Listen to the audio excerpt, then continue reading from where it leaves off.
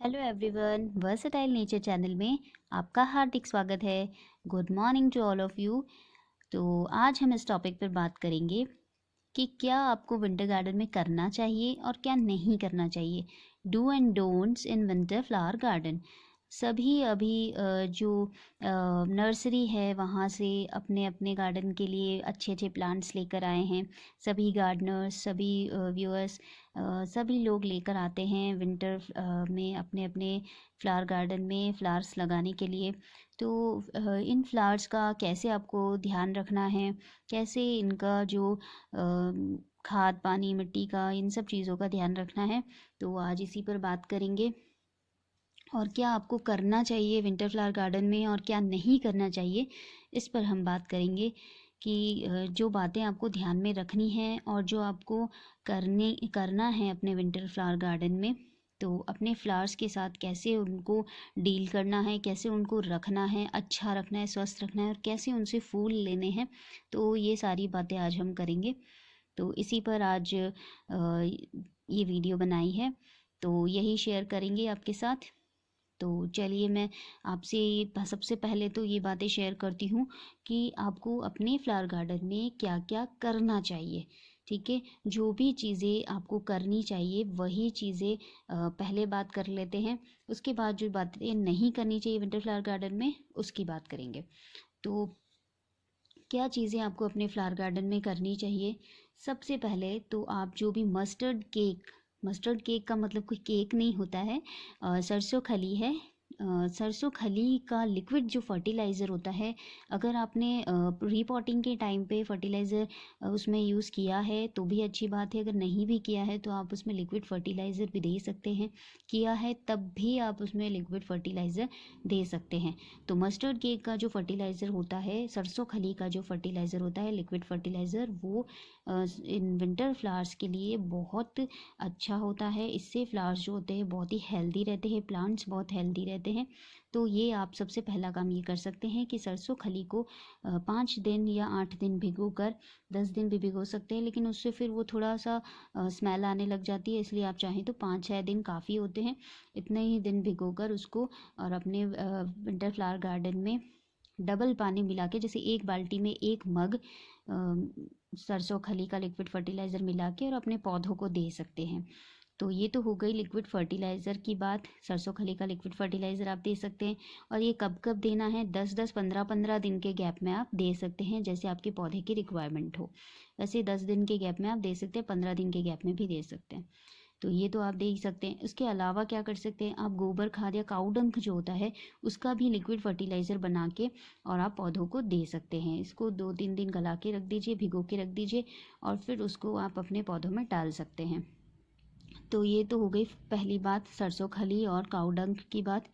दूसरी बात आपको क्या ध्यान रखनी चाहिए, जो करना चाहिए आपको अपने विंटर फ्लावर गार्डन में, पानी हमेशा पौधे के साइड साइड में दें। कभी भी सीधे जड़ों में पानी ना डालें, क्योंकि सीधे पानी डालने से जड़ों में फंगस लग सकती है, जड़ें ख़राब हो सकती है। क्योंकि पिटूनिया और ये बहुत छोटे छोटे प्लांट्स हैं और बहुत ही सॉफ्ट प्लांट है, तो इनका आप ये ध्यान रखिए कि पानी हमेशा पौधे के साइड साइड में डालें, धीरे धीरे डालें। और छोटे मग से या कोशिश करें कि जो भी आप बर्तन ले रहे हैं, मग ले रहे हैं, जिससे भी आप पानी इसमें वाटरिंग करते हैं, डालते हैं पानी, तो बहुत छोटा साइज़ होना चाहिए बर्तन का, ताकि ज़्यादा पानी ना जाए इनके अंदर। या फिर अगर आप डालते हैं तो कम कम डालिए। ठीक है, मैं भी छोटे मग से या कम कम ही डालती हूँ पानी इनमें। और सर्दियों में सुबह के समय पानी देना चाहिए, क्योंकि मैं खुद भी सुबह के समय ही पानी इनमें डालती हूँ। और ट्राई कीजिए कि ऑल्टरनेट पानी डालें, ताकि किसी में भी ज़्यादा पानी ना जाए और किसी भी पौधे को पानी से ख़राब होने से बचाए। और कम पानी भी नहीं देना, ऐसा भी नहीं करना है कि बिल्कुल ही पानी नहीं दिया। तो ये चीज़ का आप ध्यान रखें। ऊपर की मिट्टी अगर गमले की थोड़ी सूखी लगती है तो आप पानी दे दीजिए। बाकी आप ऑल्टरनेट डेज में 2-3 दिन छोड़ छोड़ कर भी पानी दे सकते हैं। अगर गमले में अच्छी खासी आपने मिट्टी वेल ड्रेन तैयार की है, अगर आपने कोकोपिट मिक्स की है तो पानी का बहुत ज़्यादा ध्यान रखना है, क्योंकि कोकोपिट जो होता है वो वाटर को होल्ड करके रखता है।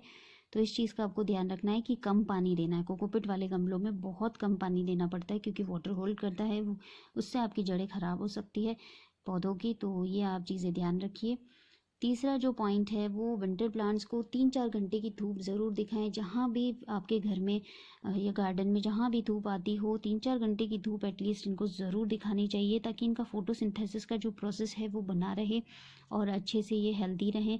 और विंटर फ्लावर जो फोर्थ पॉइंट है उसमें विंटर फ्लावरिंग जो प्लांट्स होते हैं उनको रात के समय की जो शीतलहर की जो ओस होती है, शीतलहर जो होती है, जो ओले होते हैं, ठंडा जो बहुत ज़्यादा टेम्परेचर होता है, उससे आप इसको बचाने के लिए या तो शेडेड एरिया में रखें रात को, या फिर नेट के नीचे रख दें, या फिर ऐसी जगह रखें जहाँ पे शेड हो।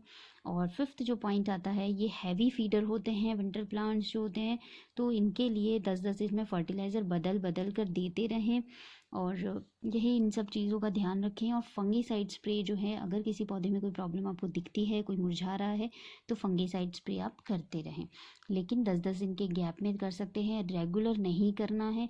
जब भी किसी पौधे में पर्टिकुलर अगर कोई प्रॉब्लम होती है तो उस टाइम आप उसमें फंगीसाइड स्प्रे करते हैं, रेगुलर नहीं करना है। और वाटर स्प्रे जो है, जहाँ तक वाटर स्प्रे की बात है, तो कम से कम वाटर स्प्रे करें, हफ्ते में एक बार कर सकते हैं अगर पत्तियाँ ख़राब हो रही है तो, बाकी ना ही करें तो अच्छा है।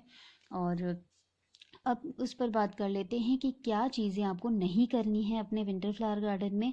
तो ओवर वाटरिंग ना करें, उससे रूट्स ख़राब हो सकती है, रूट रॉट प्रॉब्लम हो सकती है, तो ओवर वाटरिंग नहीं करनी है। बहुत ज़्यादा ठंडा पानी जो सर्दी में बाहर रखा हुआ हो और कूल चिल्ड वाटर हो, वो पौधों को नहीं देना है। दूसरी बात, सीधे पौधे की जड़ों या क्राउन में पानी देने से बचें, जैसे कि जरबेरा में ये प्रॉब्लम हो सकती है, स्ट्रॉबेरी में और विनका में फंगस लग सकती है। इसकी वजह से अगर आप सीधे पौधों की जड़ में पानी दे देते हैं तो जरबेरा में इस चीज़ का ध्यान रखें, उसके क्राउन पर पानी ना दें। स्ट्रॉबेरी में भी इस चीज़ का ध्यान रखें कि उसके जो क्राउन होता है उस पर पानी ना डालें, साइड साइड जो होते हैं गमलों की वहाँ पर पानी डालें, वहाँ पानी दें। और शाम और रात के समय में इसमें पानी नहीं देना है पॉट्स में, गमलों में, और ये चीज़ का आपको ध्यान रखना है। थर्ड पॉइंट हो गया, आपको समझा दिया। और फोर्थ पॉइंट जो है उसमें ज़्यादा तेज़ धूप से इनको बचाना है। दिन की जो तेज़ धूप होती है, पिटूनिया वगैरह, इनको उससे बचाना है, क्योंकि ये बेबी प्लांट्स हैं तो मुरझा सकते हैं, तो इनको मॉर्निंग की 3-4 घंटों की धूप में ही रखें, तेज़ धूप से इनको बचा लें, क्योंकि ये सॉफ्ट प्लांट्स हैं। और दिसंबर जनवरी में बर्फ़बारी और शीतलहर से पौधों को बचाएं, और ख़राब पत्तियों को ना रहने दें और हटाते रहें टाइम टू टाइम। पत्तियों में पर ज़्यादा पानी से फंगीसाइड का स्प्रे कर सकते हैं अगर ज़्यादा पत्तियां ख़राब हो रही है तो। और फंगीसाइड यूज़ करते रहें टाइम टू टाइम, ज़्यादा भी नहीं देना है, और इन सब चीज़ों का आपको ध्यान रखना है। तो ये सारी चीज़ें नहीं करनी है, ओवर वाटरिंग वगैरह इनका ध्यान रखना है, सीधे जड़ों में पानी ना दें, बहुत तेज़ धूप में अपने छोटे छोटे पौधों को, बेबी प्लांट्स को ना रखें। अगर आप नर्सरी से अभी अभी पौधे लाए हैं तो ये सारी चीज़ों का आप ध्यान रखें। रिपोर्टिंग करते समय अच्छा हैवी फीड कर दें उनको, काऊ डंग या फिर वर्मी कंपोस्ट जो भी आप यूज़ करते हैं वो अच्छे से उनमें डाल दीजिए, थोड़ी नीम खली मिला दीजिए 1 मुट्ठी, और इस तरीके से अपने जो प्लांट्स हैं उनको तैयार कर लीजिए। और ये सारी बातों का ध्यान रखिए। ओवर वाटरिंग, अंडर वाटरिंग दोनों ही नहीं करना है, इस चीज़ का ध्यान रखिए। और क्राउन्स में जरबेरा वगैरह के क्राउन्स ख़राब हो जाते हैं, स्ट्रॉबेरी ख़राब हो जाती है सीधे पानी देने से, तो आप साइड साइड में गमलों में पानी डालें और 3-4 घंटे की धूप दिखाते रहें। और 10-15 दिन के गैप में आप सरसों खली वगैरह यूज़ करिए। और लिक्विड फर्टिलाइज़र अगर आप बनाते हैं तो लिक्विड फर्टिलाइज़र जो होता है बहुत अच्छा होता है। किचन वेस्ट का अगर फर्टिलाइज़र आप बनाते हैं तो वो भी इनमें डाल सकते हैं, वो भी इनके लिए बहुत हेल्दी है। तो ये सारी चीज़ों का आपको विंटर फ्लावर गार्डन में ध्यान रखना है। मैं भी यही चीज़ें ध्यान रखती हूँ, तो आपके साथ भी ये सारी बातें शेयर कर दी। तो आप भी अपने फ्लावर गार्डन का ध्यान रखिएगा। और अगर आपको ये वीडियो अच्छा लगा हो तो लाइक कीजिएगा, सब्सक्राइब कीजिएगा मेरे चैनल को, और कमेंट करके बताइएगा। Thank you so much.